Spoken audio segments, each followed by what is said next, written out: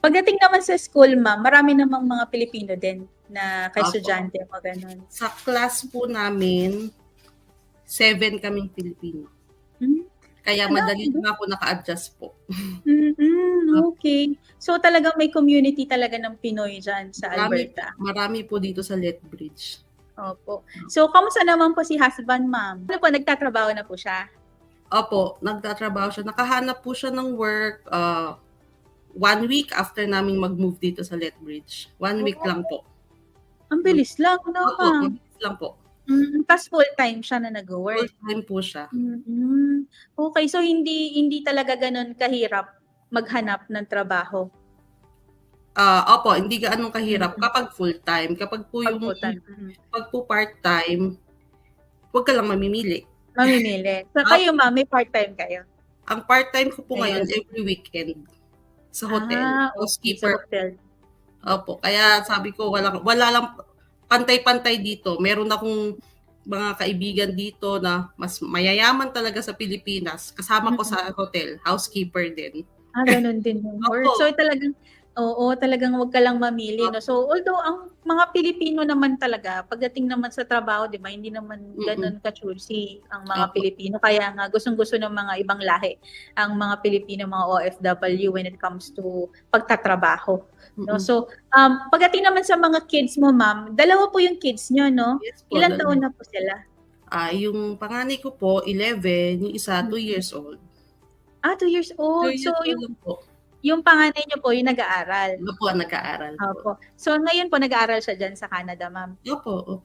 Oo. Ano po siya, grade 6.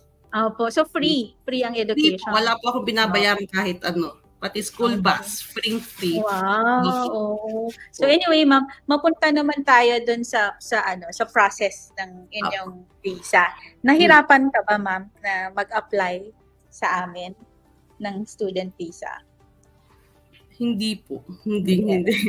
Opo, ang dami kong agency, consultant na nakausap online.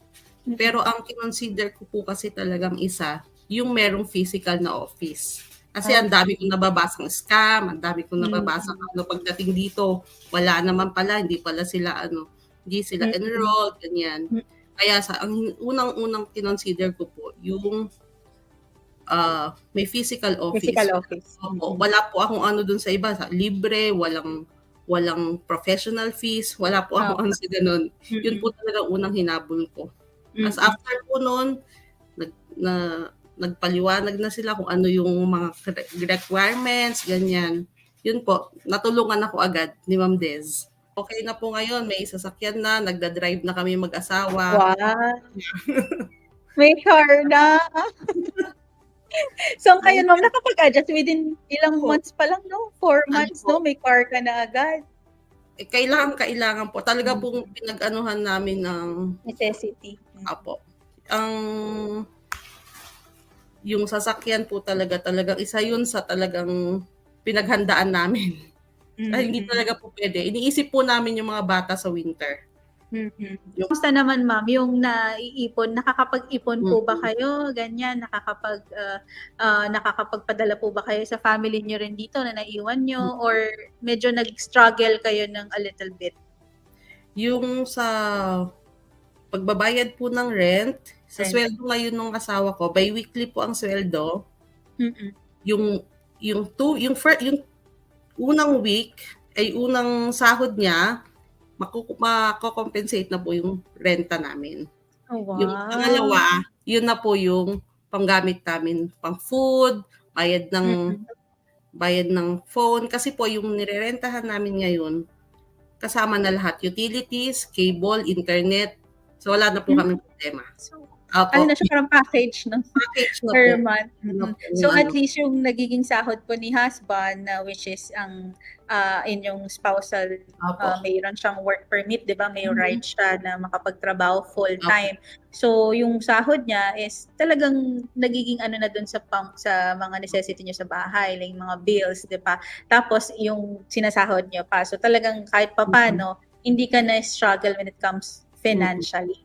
Pati naman dun sa school niyo po, ilang araw po kayo nag-aaral sa isang linggo tsaka ilang oras? Kasi siyempre, usually ang alam ko pag culinary parang mas matagal ata Mas ang matagal po. Oo. So Mas mga matagal bigyan po. niyo po kami ng konting information when it comes to yung schedule niyo po sa school. Ang schedule ko po, Monday to Fridays. Sa ngayon po, iba-iba po kasi ang schedule ko eh. Parang 1 month, isang subject lang per month. So, hindi siya yung lipat ka na ibang section, ibang block, ibang schedule, ganun po. Basta 1 month, isang schedule ka lang. Tulad po ngayon, 10 to 4:30 po ako. Oh, okay. So, medyo matagal talaga, no? Kasi Ngayon, culinary. next week po, lilipat na ako sa ibang kitchen. So, magiging 7:30 to 2. Ganun naman. Iba-iba po. Iba-iba po. Kasi isang Pero, subject, pwede natin siyang sagutin, ma'am.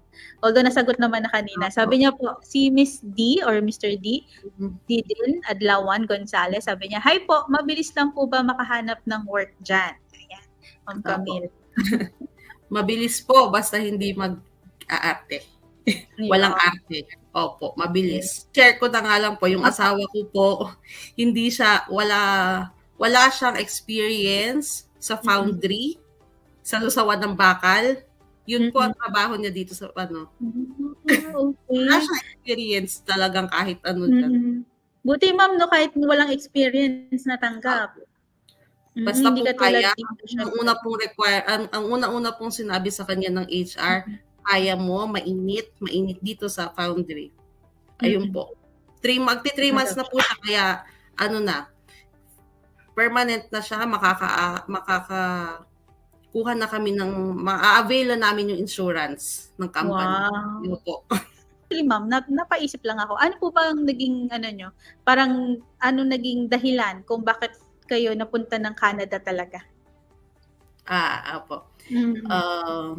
Unang-una po yung education ng bata. Okay. Apo. Kasi sa ngayon po, sa status namin sa Pilipinas ngayon, kaya pa namin magpaaral ng elementary, high school, paano sa college. College, yes. Sa ating pare-pareho, alam. Apo. Tapos, isa pa po, ang hanap buhay po namin sa bukid. Ang isa rin po naming kinonsider ay yung hindi naman porket nagbubukid yung asawa ko, magbubukid na rin yung anak ko. Baka gustuhin. Opo. Kaya po bibigyan natin ng magandang kung gusto niya talagang ituloy yung dyan sa Philippines, mas madali po pumunta rito mas madaling umuwi ng Pilipinas kaysa pumuntang Canada. Opo. Totoo naman. Nakapag-adjust talaga kayo ng bonggang-bongga sa Canada. At least, andyan na kayo at in the long run, magiging permanent residency na kayo, pati ang mga anak niyo po, di ba, lalo na may baby ka pa, di ba? Yung 2 years old mo, magiging Canadian citizen na sila in the long run. Yes, congratulations, Miss Camille, and to your family po. So, lang din sa inyo, ma'am, ng message sa ating mga nanonood ngayon, na viewers, na talagang gustong pumunta ng Canada, sa mga baka nagdadalawang isip pa sila, baka mahirapan sila or anything. Ayan po si Miss Camille at magbibigay po siya ng inspirational message. Pag napunta na po dito, worth it lahat. Unang-una po yung healthcare po dito, napakaganda. And then yung education ng mga bata. Congratulations, Miss Camille, and hopefully po, maging PR na rin kayo dyan sa Canada. Thank you po. At sana marami pa kayong family na matulungan na mapapaalis, mapunta rito sa Canada. Thank you po.